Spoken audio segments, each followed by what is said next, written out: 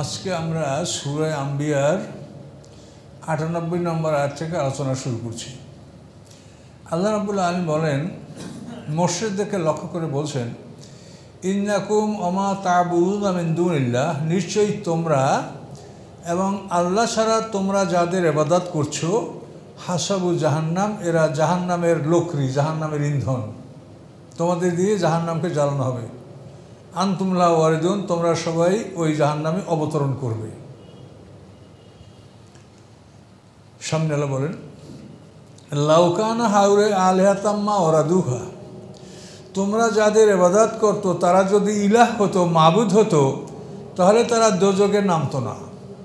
যে মাবুদ তার তো ক্ষমতা থাকবে, সে দোজখে নামবে কেন?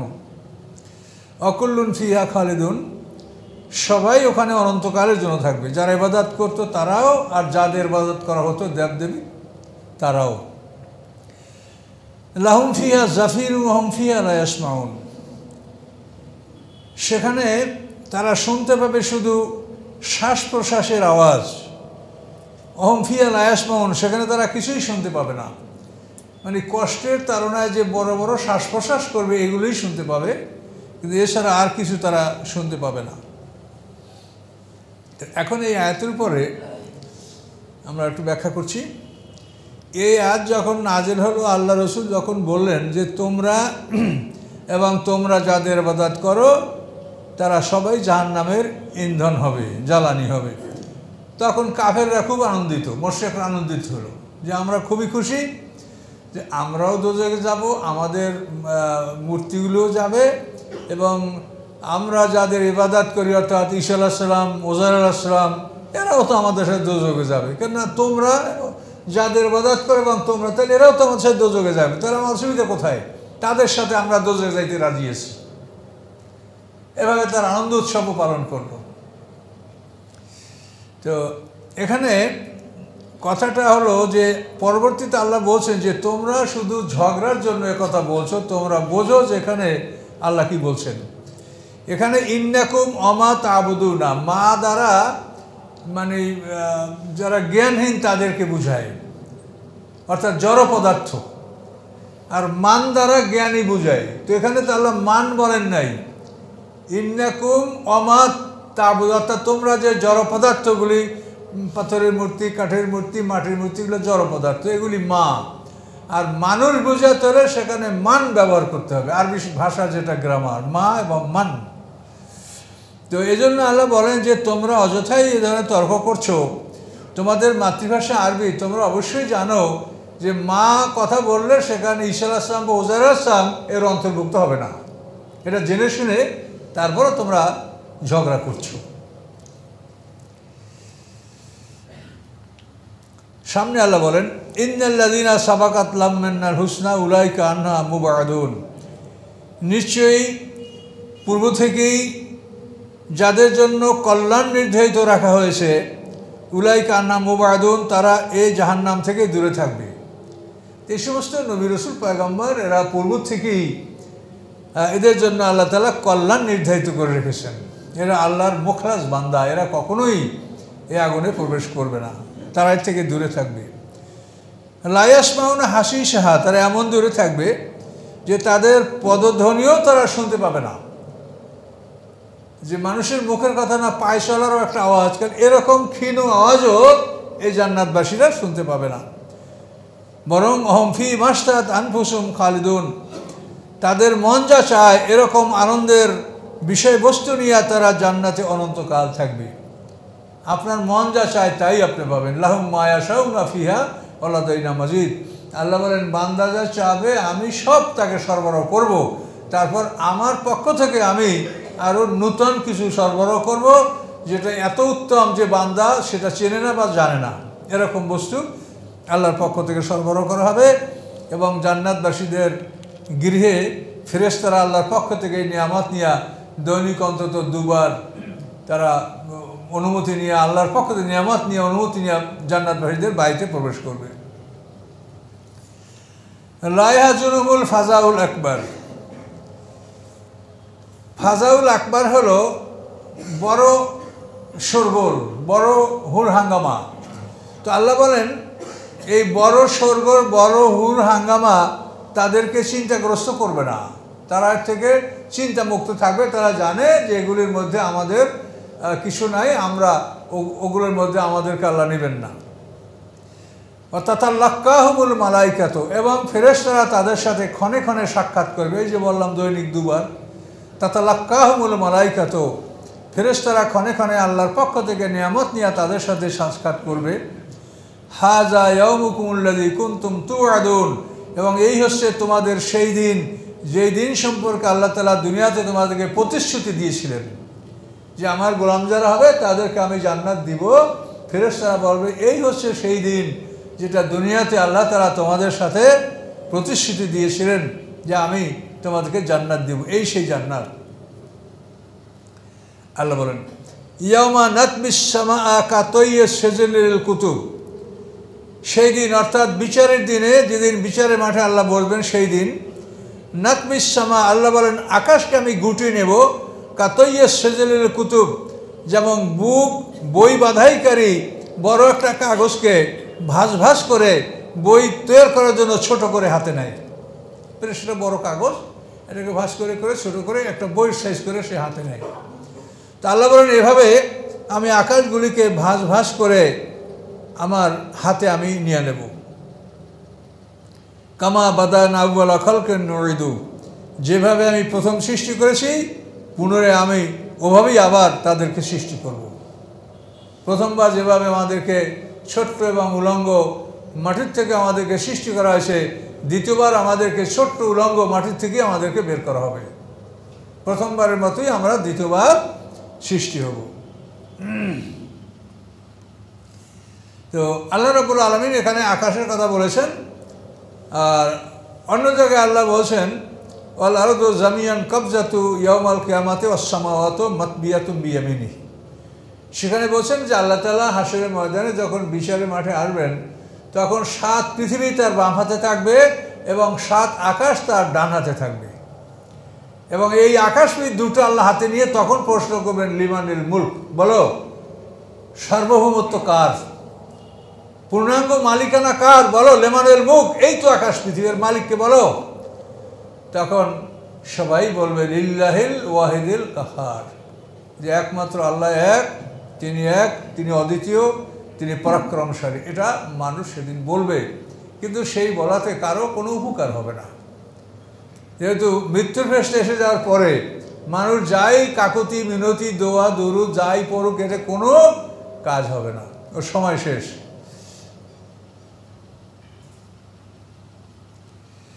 ওয়ালাকাদ কাতাবনা ফি জাবুরে মিন বাদা যিকরি আন্নাল আরদা ইয়ারিসুহা ইবাদিয়াস সালিহুন।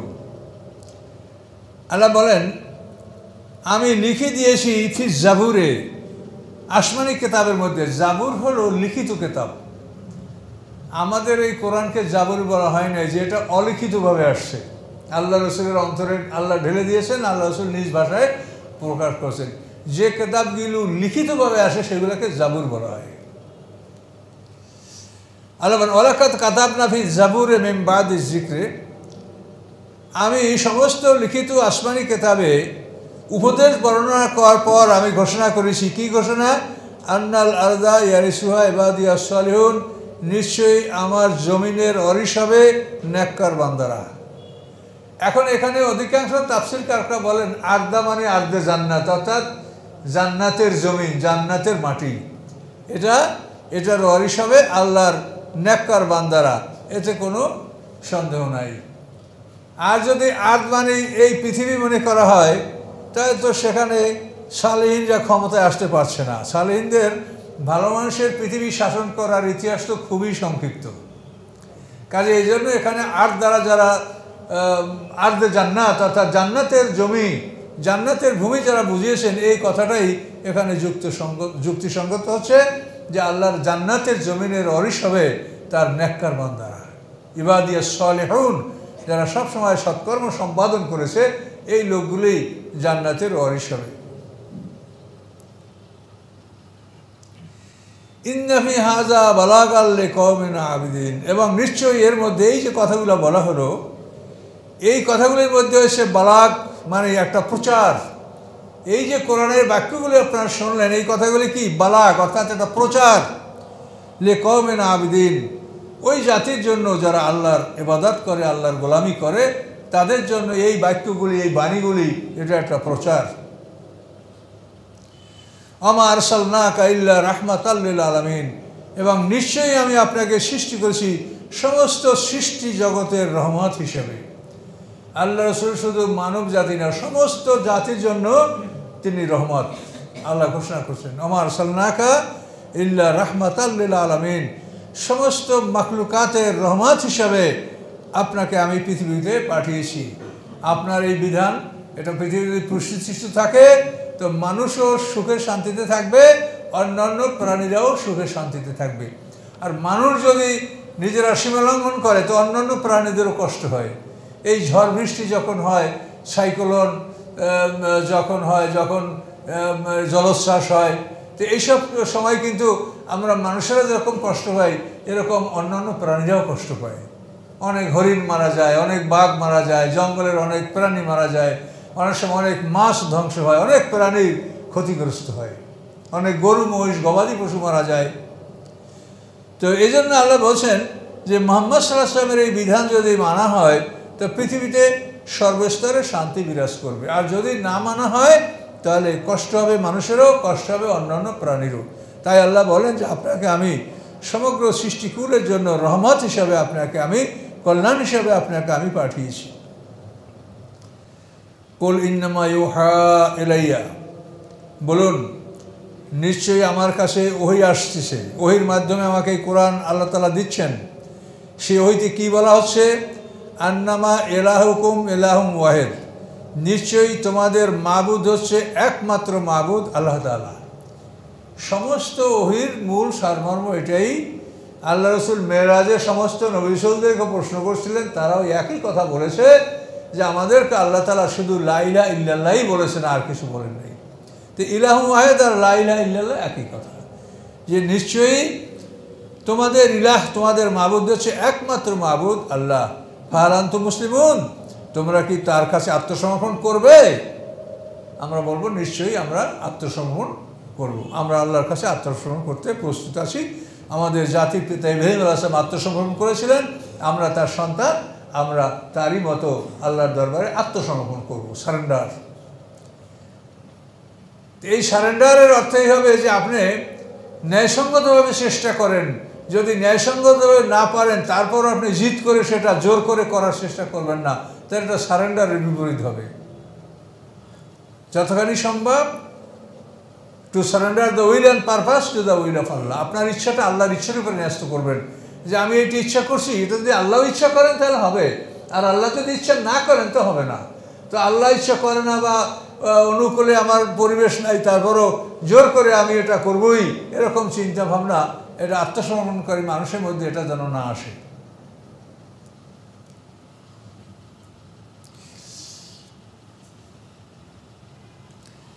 আচ্ছা, ফাইন তাওয়াল্লাউ ফাকুল আযানতুকুম আলা সাওয়া, যদি তারা ফিরে যায় আপনার এই দাওয়াত থেকে, যদি তারা মুখ ফিরায়, তারা যদি ফিরে যায়, তাহলে আপনি বলেন আযানতুকুম আলা সাওয়া, আমি স্বাভাবিকভাবে সমানভাবে আমি সবাইকে আমি আমার এই দাওয়াতের ঘোষণা আমি জানালাম। আমি আমার দাওয়াতের ঘোষণা সবাইকে সমানভাবে জানালাম, কারোর জন্য আমি বিশেষভাবে কোনো ব্যবস্থা নেইনি, সবার জন্য দাওয়াতের বিষয়টা সমান।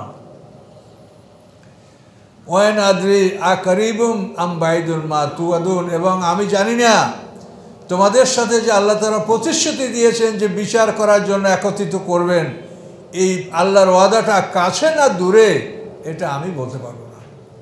কিয়ামতের বিষয়ে আল্লাহ বলছেন, আর ওরা তো বারবারই বলছে কিয়ামত কখন কেন আসে না, মুহাম্মদ সাল্লাল্লাহু আলাইহি ওয়াসাল্লাম এই আসে না কেন। তো তিনি বলছেন যে আমি জানি না যে তোমাদের সাথে যে আল্লাহ তাআলা প্রতিশ্রুতি দিয়েছেন বিচার দিনের, সেটা কাছে না দূরে, এটা আমরা জানি না। তো এই জন্য কিয়ামতের আলামতগুলিও কিন্তু আমরা বলতে পারছি না। কিয়ামত কখন বলা যায় না, তার আলামতও বলা যায় না। এবং মাহদী আসবেন কখন, ঈসা আলাইহিস সালাম কখন আসবে, দাজ্জাল কখন আসবে, ইয়াজুজ মাজুজ কখন আসবে। পৃথিবীতে সর্বপ্রথম কিয়ামতের আলামত আসবে ধূমা, গোটা পৃথিবী ধুমায় ছেয়ে যাবে, এবং সেই ধোঁয়াটা 40 দিন স্থায়ী থাকবে, তাতে সমস্ত কাফেররা খুবই কষ্ট পাবে। ওদের মুখ থেকে ঢুকবে, মলদ্বার থেকে সেই ধোঁয়া বের হবে এবং তারা ভয়ঙ্কর কষ্ট পাবে। আর মুসলমানরা যদি পৃথিবীতে থাকবে তো অবশ্যই তারা একটু সর্দি অনুভব করবে, তাদের ওরকম মারাত্মক কোনো ওই ধোঁয়ায় কষ্ট হবে না। তো এইভাবে কিয়ামতের আমাদের আসবে, কিন্তু কখন আসবে সেটা আমরা বলতে পারছি না। ইন্নাহু ইয়ালামুল জাহরা মিনাল কওলি ওয়া ইয়ালামু মা তাকতুমুন। আল্লাহ তাআলা তোমাদের প্রকাশ্য কথাগুলোও জানেন এবং তিনি তোমার গোপন কথাগুলিও সব জানেন। তোমরা প্রকাশ্যে কি বলো, গোপনে কি বলো, আল্লাহ তাআলা সব অবগত আছেন, তিনি সব জানেন। ওয়া নাদরি লাআল্লাহু ফিতনাতুল লাকুম, আমি জানি না, হয়তো বা এটা তোমাদের জন্য একটা পরীক্ষা হতে পারে। তোমাদের এই পৃথিবীতে ভোগ বিলাস এটা তোমাদের একটা পরীক্ষা। ও মাতাউনের রাহিন, এবং নির্ধারিত সময়ের জন্য তোমাদের একটা মানে আসবাবপত্র, ভোগ বিলাসের বস্তু। কাজে এই পৃথিবীতে যা কিছু এটা একটা পরীক্ষার বস্তু, এবং এটা সামান্য সময়ের ভোগ বিলাসের সামান, জীবন সামগ্রী। পৃথিবীতে পরকালের বস্তুগুলো সবই কঠিন, আর এই দুনিয়ার বিষয়গুলি সবই সহজ। তো এই জন্য আল্লাহ বলেন এটা একটা ফিতনা, এটা একটা পরীক্ষা। দুনিয়ার বিষয়গুলি সবই সহজ, আপনি অন্যায় করবেন, যা করবেন সবই সোজা, কিন্তু পরকালের কাজগুলি হলো সবচেয়ে কঠিন। কাজে এই জন্য আল্লাহ বলে এটা তো পরীক্ষা, তোমরা যদি পরকালের কাজগুলি না করো তাহলে তোমাদের জন্য ভবিষ্যৎ ভালো হবে না, ভবিষ্যৎ খারাপ। কাজে এটা পরীক্ষা, কাজে তোমার বুঝে নাও দুনিয়াটা এটা একটা পরীক্ষার হল। এখানে মোমেনদের জীবন শুরু হয় না। আমরা এখান থেকে পরীক্ষা দিয়ে যাওয়ার পরে যখন একে একে সকল ব্যাচের পরীক্ষা শেষ হয়ে যাবে, তখন এই পৃথিবীটা পরীক্ষার হল, এই হলটাকে ভেঙে দেওয়া হবে। হলটাকে ভেঙে দিয়ে আমাদের সবাইকে একটা মাঠে ডাকা হবে, ডাকার পরে সেখানে আমাদেরকে ফলাফল দেওয়া হবে। সেই ফলাফল নিয়ে আমরা যখন একটা বাড়িতে যাব, মাত্র 2টা দল হবে, মোমেন এবং কাফের, ঠিকানা হবে মাত্র 2টা, জান্নাত এবং জাহান্নাম। ওইখানে যখন আমরা যাব তখন আমাদের জীবন শুরু হবে। পৃথিবীতে মানুষের জীবন শুরু হয় না, এই কথাটা যেন আপনারা মনে রাখেন।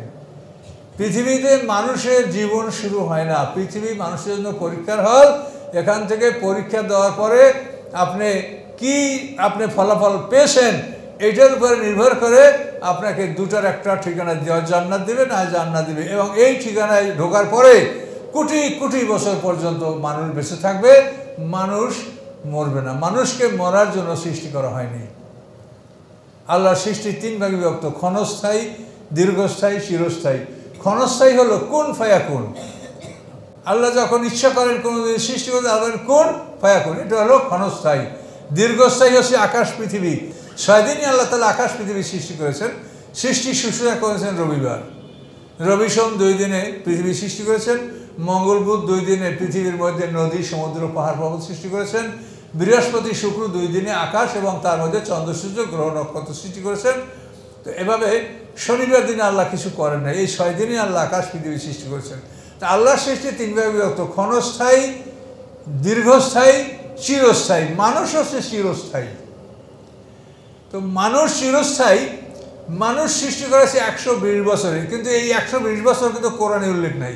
কোরআনে উল্লেখ আছে মানুষের 3টা স্তর, যে মানুষকে হামায়েম মাসনুন, তারপরে সলসল, 3 লাজেব, এই 3টা শব্দ কোরআনে আছে।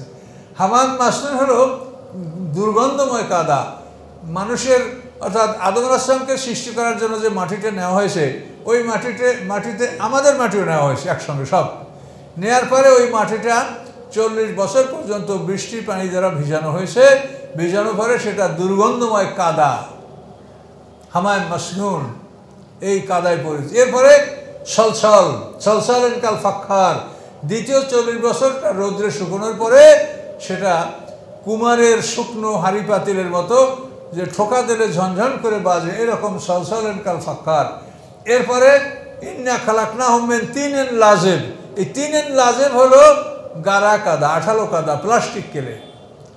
তৃতীয় 40 বছর এই মাটিটাকে, শুকনো মাটিটাকে পানি দেওয়া, এটাকে মেজে মেজে গাড়া কাদায় পরিণত করে 340-120 বছর বসে মাটিটাকে প্রস্তুত করে আল্লাহ তাআলা আদম সৃষ্টি করেছেন। এই জন্য মানুষ হচ্ছে আল্লাহর সৃষ্টির মধ্যে চিরস্থায়ী। শুধু পরীক্ষা আমাদের চলছে, পরীক্ষা শেষ হয়ে যাওয়ার পরে সংযোগ বিচ্ছিন্ন করে রেখে দেবে। আপনি এই যে শীত আসছে দেখেন, এখন আপনারা এই ফ্যানের সংযোগ বিচ্ছিন্ন করে রেখে দিচ্ছেন। আপনার এখন প্রয়োজন না, বিচ্ছিন্ন করে রাখছেন, কিন্তু যখন প্রয়োজন হবে সংযোগ দিলেই আবার ফ্যান কিন্তু ঘুরতে থাকবে। তো আমাদের মৃত্যুটা হলো সংযোগ বিচ্ছিন্ন করে সংরক্ষণ করে রাখা। সংযোগ বিচ্ছিন্ন করার পরে আমাদেরকে কিয়ামত পর্যন্ত যে সময়টা রাখা হবে এটা বরজাক, এই সময় আমাদেরকে দুটি জায়গায় রাখা হবে, যারা নেককার তাদেরকে ইল্লিনে, যারা বদকার তাদেরকে সিজ্জিনে। এখানে সংরক্ষণ করা হবে, এখান থেকে আমাদেরকে হাসরের ময়দানে তোলা হবে এবং এই যে পৃথিবীতে কি পরীক্ষা দিলাম এই ফলাফলটা হাতে দেওয়া হবে। দেওয়ার পরে আমাদেরকে যে ঠিকানায় নেওয়া হবে ওটা আমাদের চিরস্থায়ী বাসস্থান। কাজেই মানুষ, এই মানুষের জন্য পৃথিবীটা বসবাসের জায়গা নয়, এই জন্য বলছে এটা একটা পরীক্ষার জায়গা। ফিতনা, ফিতনা মানে পরীক্ষা। কাজেই এই পৃথিবী, এটা যেন কেউ মনে না করেন যে এখানে আমার সব কিছু শেষ।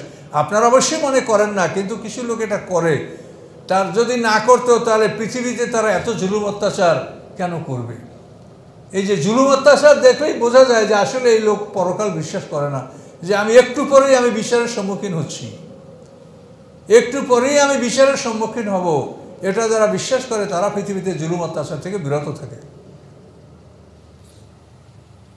কাজেই শয়তান আমাদের পিছনে সবসময় লাগা আছে, এই জন্য সবসময় সতর্ক থাকবেন।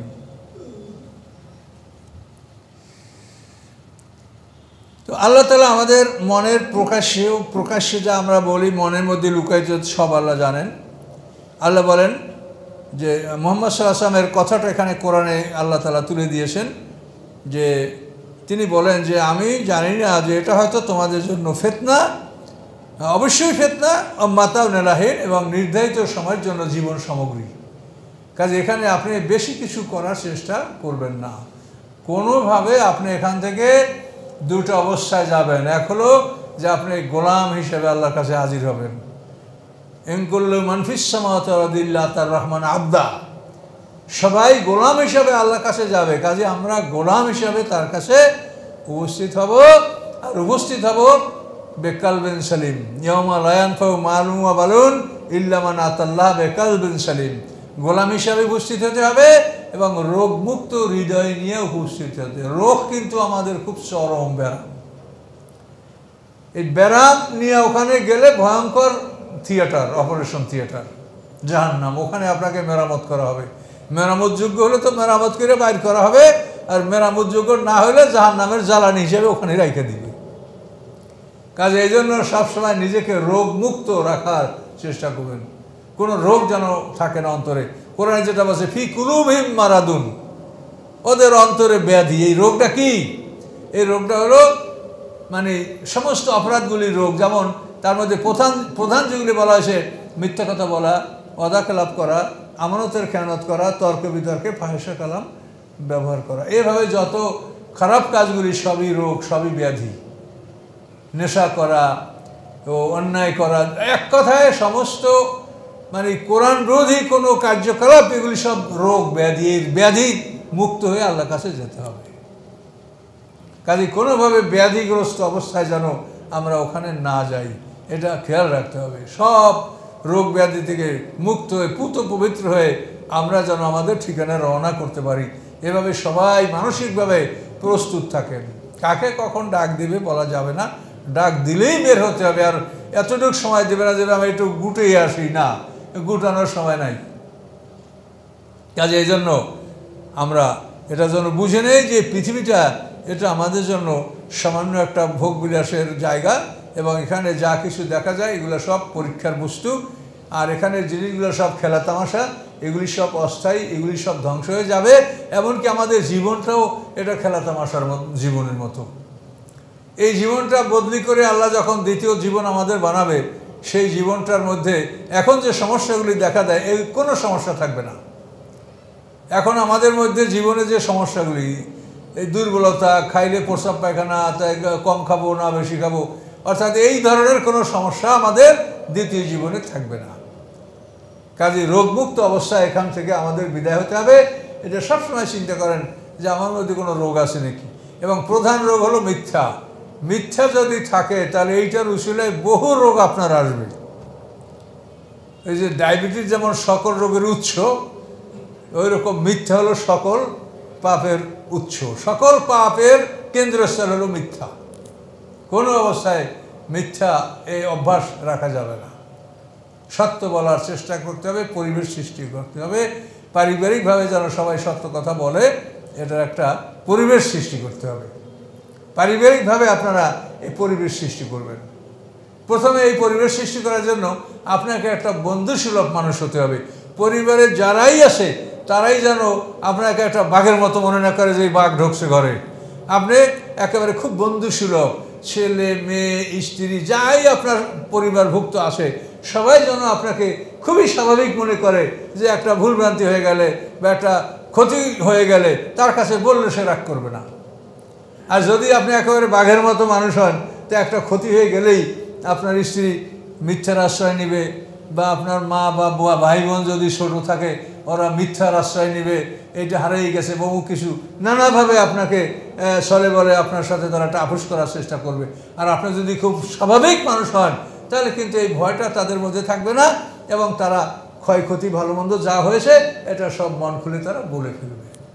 কাজে এই জন্য সত্য বলার একটা পরিবেশ কিন্তু আপনাদেরকে বুঝতে হবে।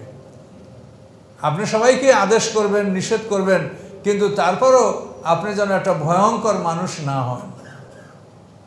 খুবই স্বাভাবিক বন্ধুসুলভ হতে হবে। পরিবারের কাছে প্রত্যেকটা মানুষ খুবই সুন্দর এবং বন্ধুসুলভ হতে হবে। ক্বালা রাব্বিকুম বিল হক, আল্লাহ রসুল আল্লাহর কাছে প্রার্থনা করলেন যে আল্লাহ আপনি তাদের সাথে সত্য সহকারে ফয়সালা করুন। রব্বুনা রহমান, আমাদের রব হোসেন রহমান, তিনি সকলের প্রতি তিনি দয়া করেন। আল মুস্তান, এবং তিনি এমন রব যে তার কাছে সবাই সাহায্য প্রার্থনা করে, আমরাও তার কাছে সাহায্য প্রার্থনা করি। আলামা তাসিবুন, তোমরা যা আমাদের বুদ্ধি বলছো, যে আমাদের যা কিছু সমালোচনা করছো, এ ব্যাপারে আমরা আল্লাহর কাছেই সাহায্য প্রার্থনা করছি। এভাবে আল্লাহ রসুল কাফেরদের বিরুদ্ধে আল্লাহর সাহায্য প্রার্থনা করে এভাবেই সমাপ্ত করলেন। আল্লাহ তাআলা সূরাটা এখানে শেষ